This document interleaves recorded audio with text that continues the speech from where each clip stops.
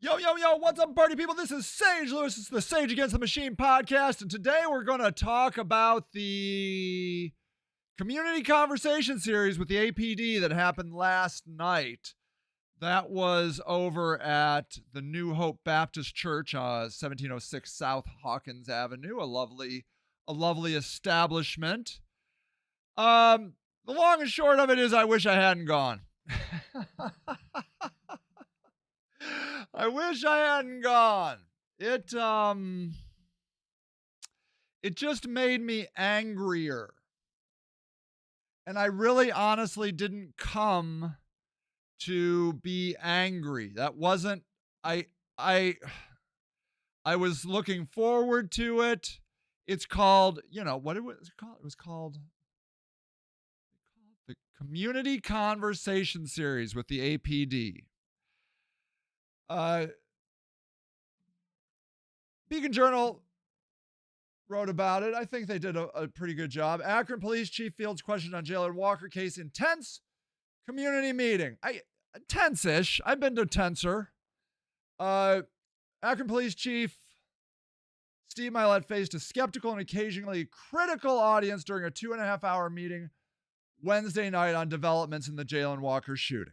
Okay? So what you need to know is there is a grand jury that is going to be sat, I believe, on April 10th. So within the next couple weeks, a grand jury, there was a lawyer guy, the main prosecutor for the city. He's not involved. Nobody's involved. They outsourced everything to BCI, the Bureau of Crime Investigation or whatever, which is, I think, fine. But then it just lets them off of the hook, which really sums up, I think, the whole event. It's the I washed my hands of it all. I don't have anything to do with this. I don't know anything. I haven't talked to anybody. I can't comment. And it was, for me, infuriating. Ow! Are you still here? Oh, good. I took off my sweatshirt and I caused static. And it went right into my ears and it hurt, but it looks like you're still here, which is good. It's good. It's good. It's good. It just had this flavor of, we're out of it. I don't know anything. I haven't seen any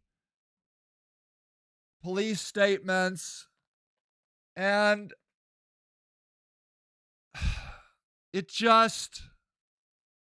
it felt like something that they were almost like, hey man, don't blame us when Jalen Walker's murderers get off scot-free. It ain't gonna be us. And we're not gonna comment on it because it's not for us to comment on.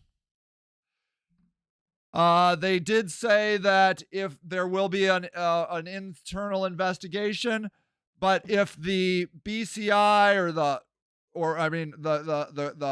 the grand jury says they're innocent, what do you think is going to be the outcome of an internal investigation? All those people are going to be back on the street carrying guns and exonerated. And the reason this is what it felt like a CYA event, a cover your ass event. The main prosecutor's like, hey man, I don't have anything to do with this. I'm just here to tell you some facts about how a grand jury works. I don't know anything. I'm out of it. The Chief Milet's like, look man, day one, I outsourced this to somebody else. I don't know anything. I don't know. I don't have any comment. I don't know.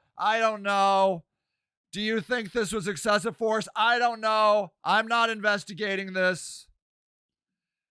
But here's what the prosecutor said. The prosecutor said, the way a grand jury works is they're going to pick jurists. There's two requirements. You have to be a registered voter and you have to live in Summit County. So he wanted to let us know that in Akron, where this happened, 30% of the Akron population is black. In Summit County, 15% of the population is black. So they're going to seat 9 people. So 10% of 9 people is less than 1 person. 15% of 9 might be 1, right? I think we would be lucky if we get 1 black person on that jury. 1. Now, sorry. The little tab of my tea string fell off, and now I'm sucking down the string on my tea. But here's the thing. They're hidden. We don't know who those jurors are going to be. We're not allowed in on that grand jury investigation thingy. We're not going to know shit. Kenzie sums it up beautifully, saying the whole system is just a failure. Yes. I think that is not too extreme of a statement to make. I believe that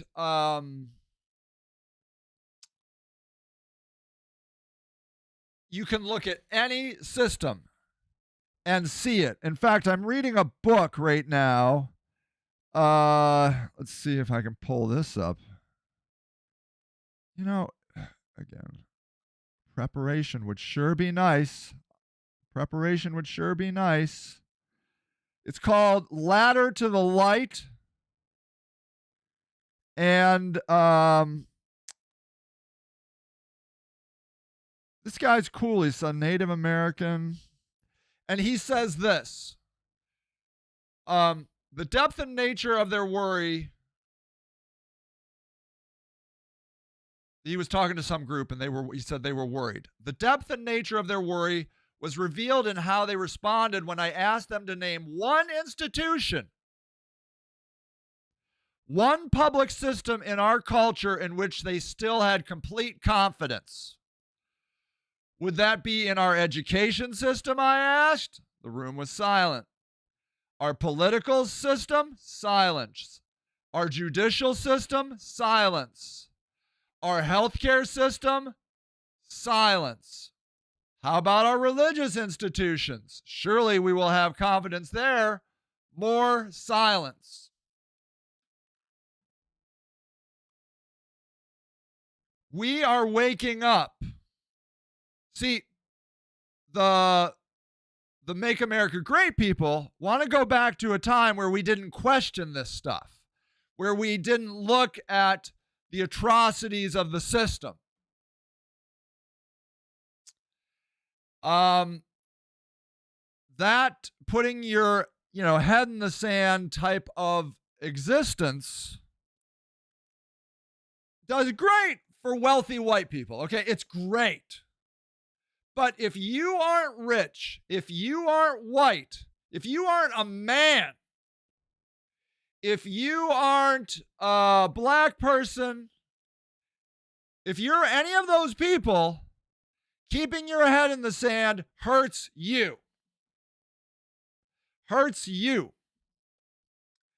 And we have a responsibility, a moral obligation to get our heads out of the sand and look at the hard stuff. Kenzie goes on to say, this is it 100%. We need to look at the future, not the past. Yes. We have a lot to look forward to. I believe we're going to be okay. But it's not going to be easy. And it's particularly not going to be easy for the white, powerful man. Okay? Because the white, powerful man's time, I believe, is coming to an end. We're all getting sick of it. The white powerful man has been doing this country for 400 years or whatever.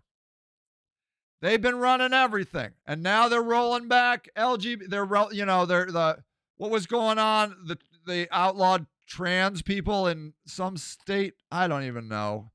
Women, it's another state or maybe the same state. You're going to be charged with murder if you have an abortion. They're trying harder and harder to keep their foot on the neck of everyone who is not a powerful white man. And what I'm here to tell you is they're asking for a revolution. Because what they're going to do is they're going to isolate and, what they're trying to do is they're trying to divide us, right? They're trying to divide women and LGBTQIA and poor white people and black people. And, and it's effective, right? I mean, you'll get occasionally some black comedians. They love to make fun of trans people. The greatest comedian of all time, Dave Chappelle. It's funny, but it is also divisive, and it hurts. It doesn't really hurt like the trans people that much. It just strengthens the powerful people. Okay.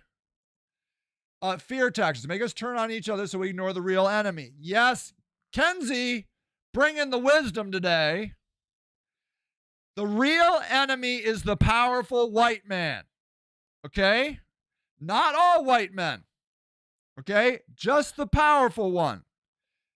The Appalachian white guy suffering with meth, who swears he hates black people and LGBTQI people, is only been confused by the cult that he listens to on Fox News.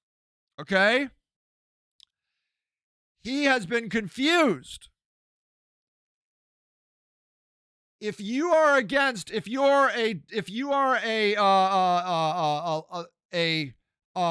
intellectual elite and you have something against poor racist men that are white, you are confused.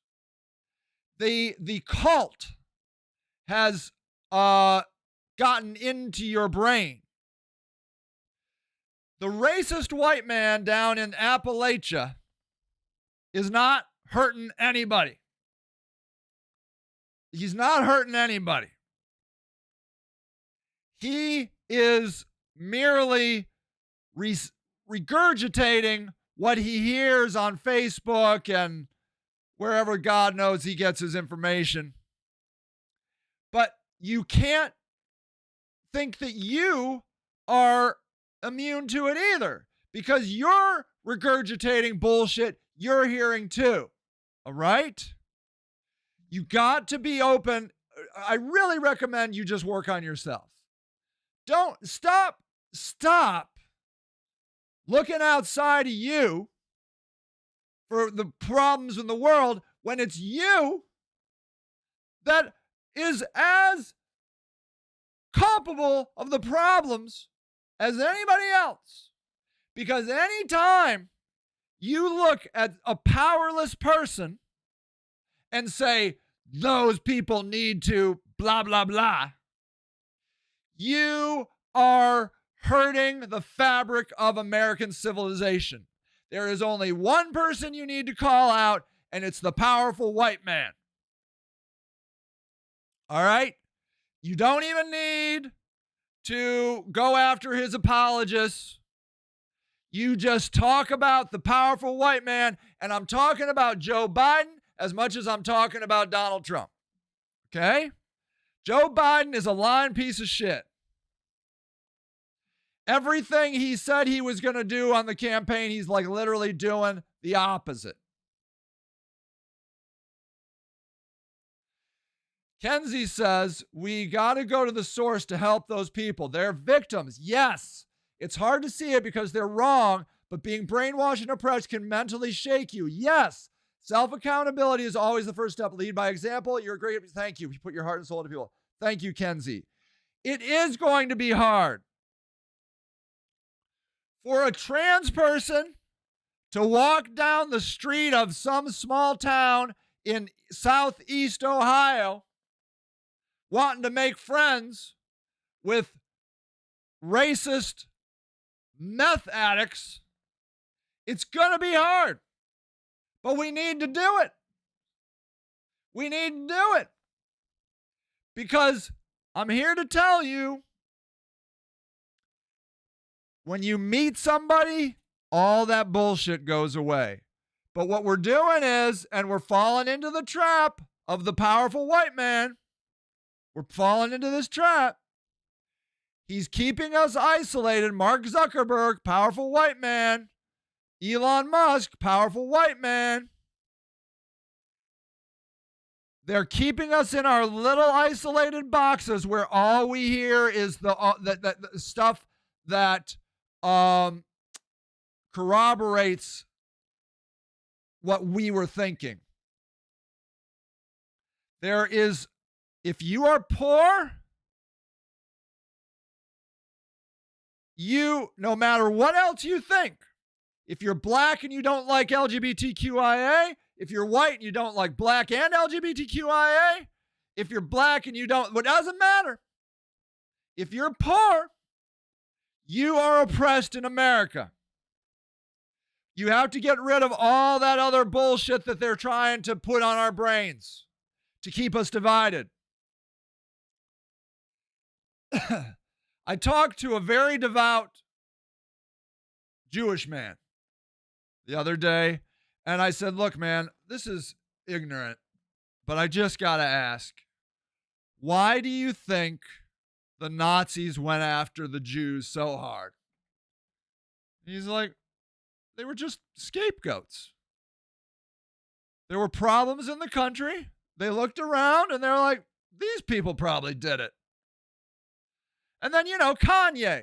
Okay, did you see what Kanye's now cool with Jewish people again because he watched a movie by that one Jewish guy.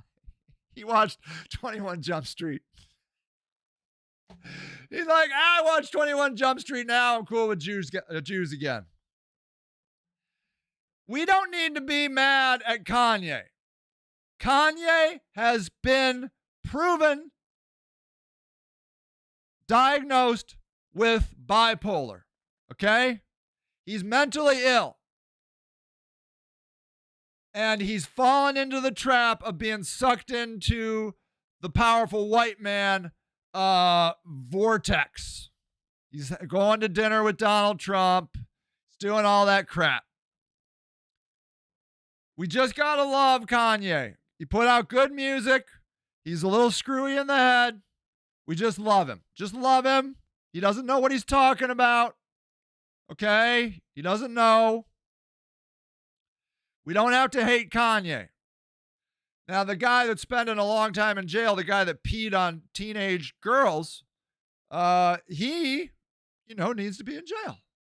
He can't be peeing on teenage girls. It's just, I wouldn't pee on anybody personally, but I know some people are into that. I don't know. They say you got to play down a bunch of plastic in your bedroom. I'm like, oh, God, what a nightmare. Ugh. I don't. You want to pee on, look, a consenting adult, pee on them all day long. If you find that fun, you just pee away.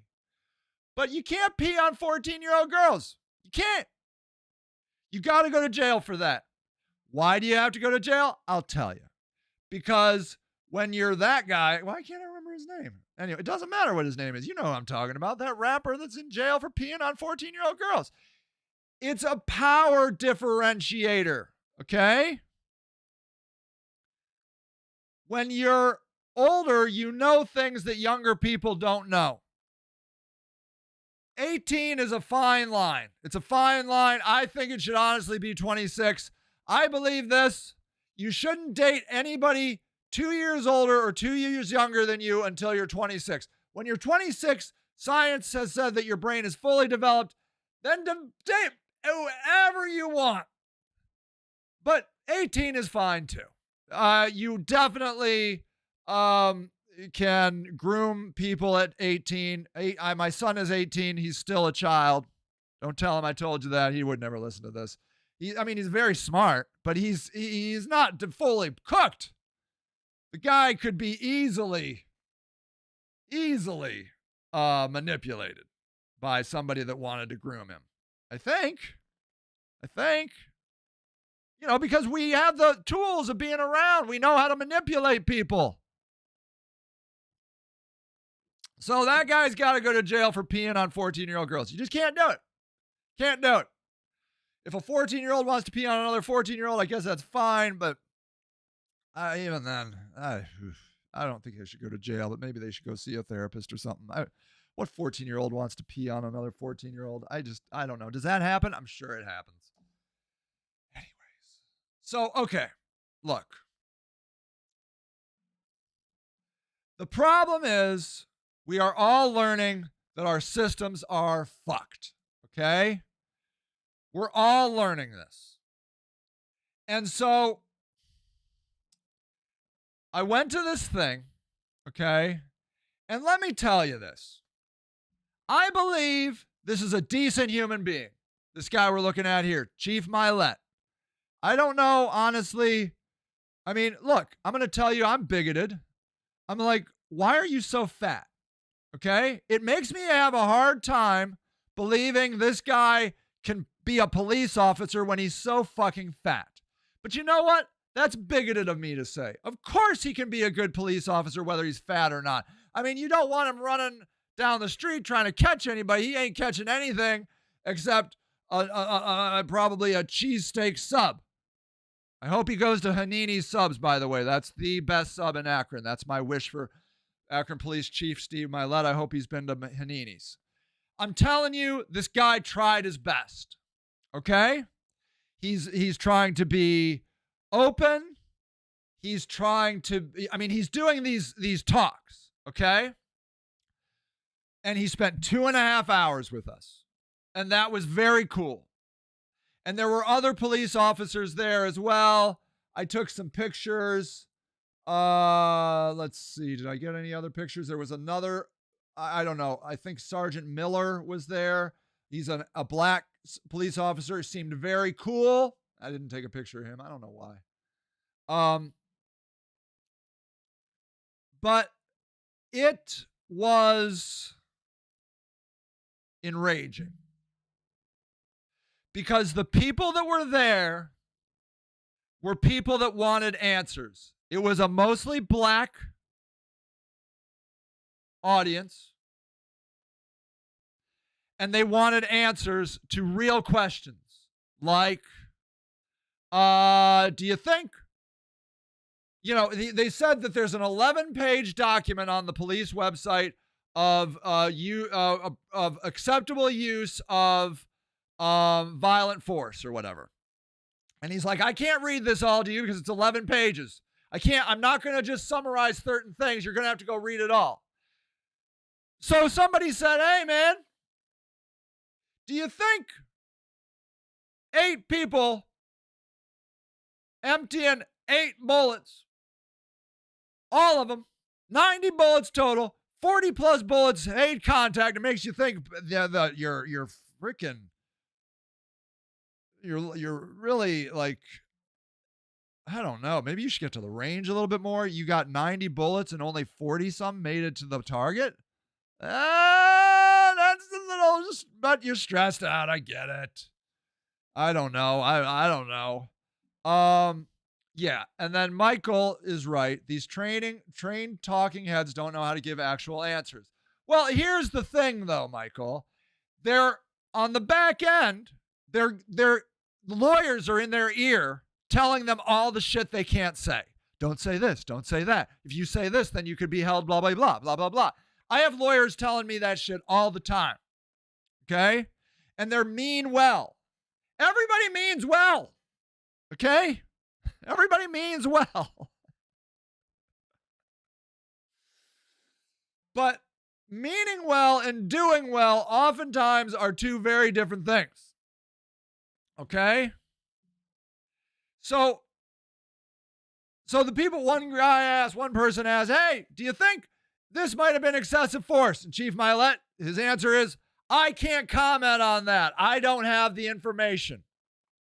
Well, that pisses me off. I asked the black cop, I said, hey, man. I didn't say it like that, but I said,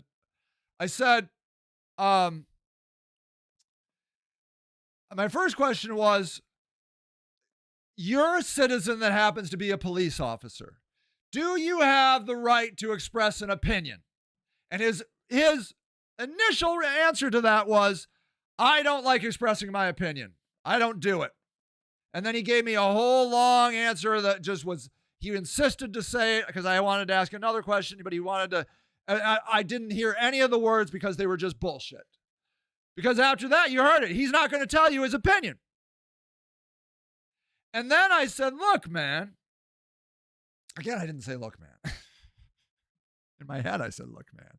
I said, well, you know, you've been a police officer for 25 years. So that's 25 years you haven't been in our seat. And what it looks like to me is the room is lined with police officers. And we're in the middle, like you've corralled us, like you're sheep herding dogs, keeping the wild sheep at bay. The stupid sheep need to be surrounded by the police officers. And so what it looks like is, it looks like us against you. And what I wanted to say was, it just looks like the black cop showing up for the white cop. Michael says, if the chief of police doesn't know who the hell does, that's like the fry cook not knowing where the fry... Of course he knows. Of course he knows. And then he said, and then a questioner said, hey, the head of the Fraternal Order Police, the head of the police union, came right out and said, he looked at everything, everything's fine. There's no problems here. I forget, they're exonerated, they're everything was right. And then the police chief started with, look, I've talked with that guy's name I can't remember. I've talked to him a couple times. He is a good guy. He cares about the city. And we don't want to hear that. And then he says in a very vague, sort of nebulous way, sometimes you should just keep your opinions to yourself. But wasn't it the chief that told us that he heard a shot being fired out of Jalen Walker's car? Maybe he should have kept his mouth shut about that. How about when the white kid got killed in that fight where they were shooting those ice pellets at the black guys just trying to play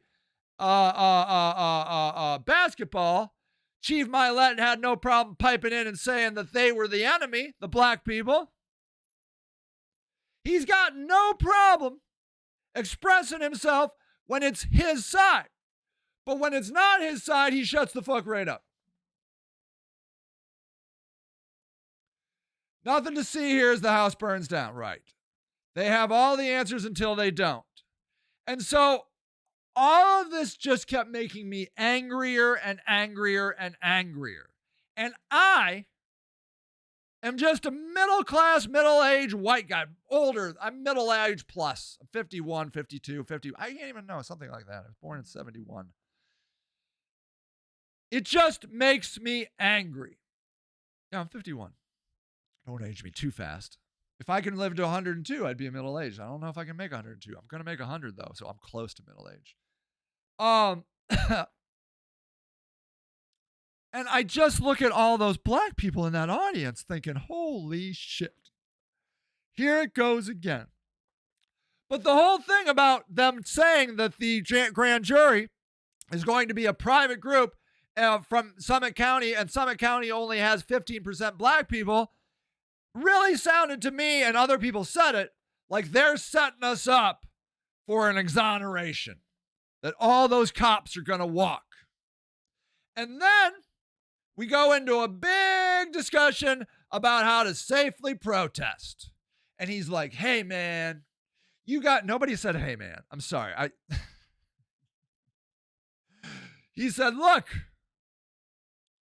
we want you to go out and say your stuff. We know you're angry. You go and say stuff. And we're going to let you say stuff. But if you start breaking windows or hurting people, then that's where we're going to step in. To which I said, hey, man. In my mind, I said, hey, man. Why do we always have to be peaceful, but you can shoot the fuck up of anybody you want to, and then we have to remain peaceful? Oh, yeah, we shot up an unarmed man with 90 bullets, of which we only hit 46 times. We're going to get to the range so we can up those numbers next time. I can't comment on that, but you remain peaceful. Michael says, justice was never an option. They showed that when they continually attacked protesters last year. Absolutely. They also said, they've taken all the name badges off of cops now. We don't know any of their names. They've hidden all the cops. Chief Milet says he's not saying who the cops were because he's seeing violence, cops are being targeted. You know who's else being targeted? Innocent black men are being targeted by the cops. Okay? Okay? Exactly, Michael Long. You start hearing their feeling, that's when they'll step up. And of course, and may I say to that, there were several times during the night that Chief Milet got visibly frustrated and upset by what people were saying. There was this, Michael Long, says, a secret police, that's what has been done before, sure. This guy right here, this police officer, white as white can be. This is during the prayer. Okay? This guy here, there were two lines of police in the top. None sat with us. Oh, wait, you can't see that, sorry. This guy right here, there were two lines, and then there was a prayer, and this guy bows his head like he is at the greatest religious services of his life, okay? I'm sorry, but this guy looks like, and then he was talking to this guy over here. He would visibly get upset, and he would turn to this guy and talk about after he didn't like hearing something, okay? You could see him being visibly frustrated when somebody had something to say that he didn't like. So Michael's right. These guys are going to get angry because, 20% of our police force is from Akron?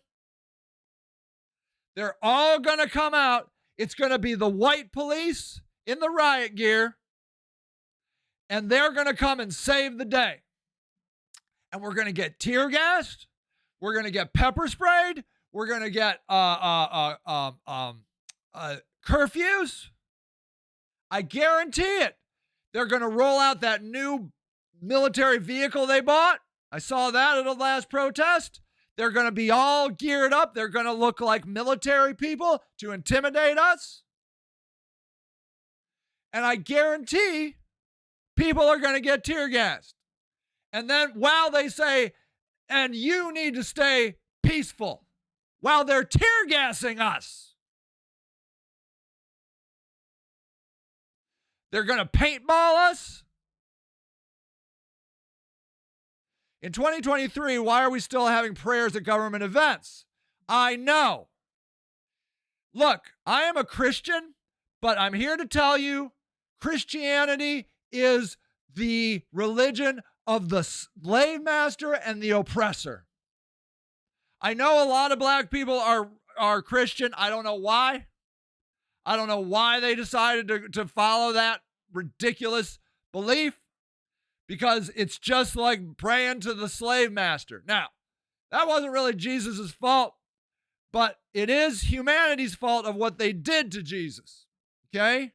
Humanity fucked Jesus in the ass. The white, powerful man fucked Jesus in the ass to the point where Jesus is now Nothing like Jesus. We never should pray to Jesus. What about the Muslims? Isn't that inconsiderate to Muslims? What about the atheists? Well, fuck atheists, right? I mean, fuck them. What about anybody? The Buddhists. We got Buddhists in Akron. But no, we got to pray to the slave master Jesus. And may I say, that is coming from you, from me as a Christian. Fuck that. Makes me infuriate. We say a prayer. They say a prayer at city council every week. You have my word that I am going to say the Satanic Temple prayer every week. There is a Christian prayer at city council, because it will remind them that if they're uncomfortable with the Satanic Temple prayer, maybe some people will be uncomfortable with the Christian prayer. Who would guess that somebody might not want to be jammed Christianity down their throat? That's a weird thing. See, oppressors can't even understand it. Who wouldn't want to hear a nice, lovely Jesus prayer? How about all the people that have been killed in the name of Jesus? How about all of them? Any of them care? Well, no, that wasn't Jesus. That was blah, blah, blah, blah, blah. No, fuck Jesus. Stop saying Jesus' name anywhere there's a political event. Fuck it, fuck it, fuck it. You want to go out on a corner with a bullhorn and pray to Jesus? You go right the fuck ahead. You go have fun. I'll hate you too, because you're a dick. Because those guys just are assholes. No idea what Jesus really was. Michael Long said, weird how the same people who complain about countries with Muslim law want to turn America into a place of Christian. Of course. Iran, people. I'm telling you what. The people I'm most scared for in this country are women. Do you know that in 1971, a woman could not buy a house by herself or get a credit card? I was alive then. Don't think we can't go back. We're going back right now. They're making it, they're putting murder charges on women who are having abortions. Okay? Not the man who fucked her. Not the man who maybe raped her. The woman. If she has an abortion and you put her on murder charges, the dad should be put on murder charges too, because he could have stopped her. That'd be fair, wouldn't it? Of course that won't happen, because it's a man, dumbass.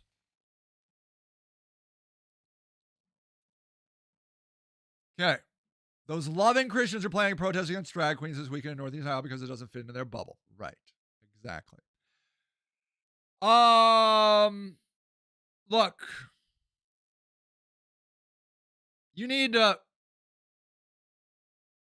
remember your history.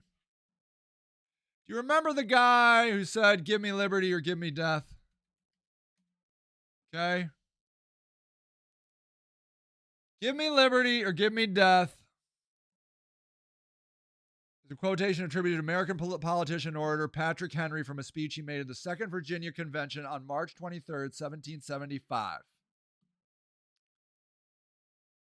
These people did not fucking play. They were upset about taxation. And they murdered the fuck out of the British soldiers. They were gangster terrorists hidden in the... They wouldn't even fight like true soldiers. They'd sit in the woods and pick them off like terrorists. And we hold them up as heroes. They were fighting oppression in a bloody revolution. So don't you come to me telling me that the only answer is peace when we know that bloody revolutions get work done. The Russian Revolution, the Chinese Revolution, the Cuban Revolution, the American fucking Revolution. Bloody revolution works. You know what doesn't seem to be working? Marching peacefully. We had the biggest protest in the history of America during Black Lives Matter. Do you see any changes? The only change that happened was after that, Jalen Walker got shot 46 times out of 90 bullets. Yes. Michael says, now the slogan seems to be to take away their liberties or kill them. I predict this. The right's already ready to go. They got all the guns, okay? They're ready to kill. I mean, you saw them. They don't fuck around, okay?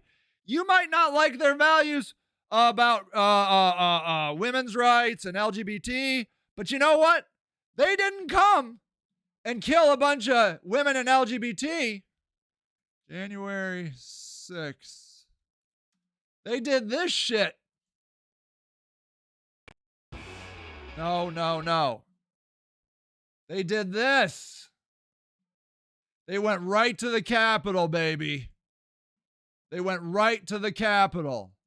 They know who the enemy is.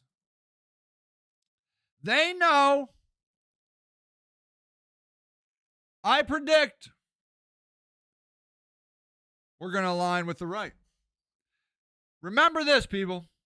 The left is going to align with the right. You got to remember this saying. The enemy of your enemy is your friend. You find there is one enemy. We all know it. It's the white, powerful man. Okay? Not all white men. Not all rich people. Most white, powerful men are rich, but not all rich people are white, powerful men. Do you understand? You can't just say, well, you got money, so now you got to die. No. You got to look at the people that are truly in power. And there are other people in power. There's women in power. There's black people in power. But it's all there. The puppet master is the white, powerful man. You take down the white, powerful man, and you can change the system. All right? And I'm here to tell you, it is not going to take much to have a conversation with the Proud Boys and the evangelicals that love shooting people. Be like, hey, man, fuck that system. Am I right? And they're like, fuck that system. You are right. And I'm like, hey, man, I know I'm dressed up looking like a woman, but I'm ready to get going. I'm ready to get fired up. And they'll be like, fucking A, let's fucking do this. You know how to shoot an AK? I'm like, no.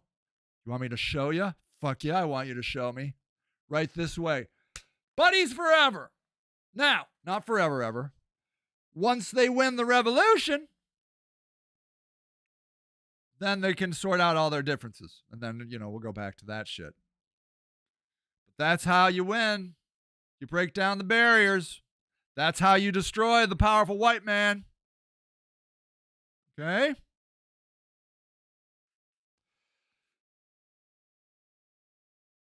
The intellectual elite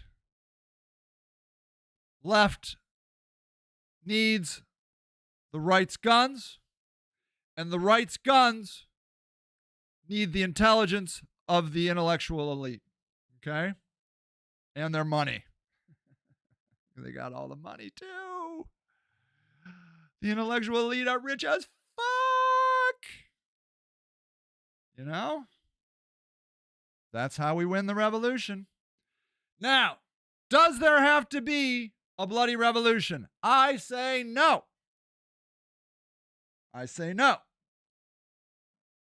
Ethan, I love you, brother. You fucking rock. Okay? Ethan, I'm not going to get into Ethan's story, but Ethan, for example, is a guy that crosses many spectrums of humanity. Very cool guy. And that's what we're going to learn. Is once you break down the barriers, go hang out with some homeless people. Go hang out with some meth addicts. Go hang out with some rich people. Go hang out with whoever it is and you don't know where they're at. You'll find they're cool as fuck. They're fine. And then you're going to be, that's cool. Okay? Now look, I believe it does not have to be this way. We can stop the bloody revolution, but there is only one person in America that can do it. And that is the powerful white man. And it's real easy. It's real easy. All they have to do is give reparations to not only black people, but poor white people who have lost their jobs to automation and Mexico and China, to the LGBTQI community that is, looked down upon because of Jesus. Native Americans who have just been reamed just about as long as black people. I don't know. Who's had it worse, black people or Native Americans? I don't even know. It's a tough one, right? Say what you want about black people, but they weren't forcing black people's children into Catholic schools that refused to allow them to speak their own language or practice any of their religion. And then when they died, they just buried them in mass graves. The Catholics did that bullshit. So, it's going to be a tough call. We'd have to get we'd have to really make a long list of who's had it worse. The Native Americans or the black Americans? I don't know. It's a tough one. Now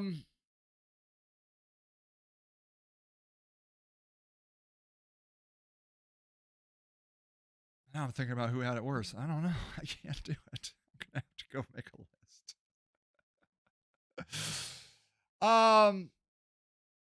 We give reparations to all of them.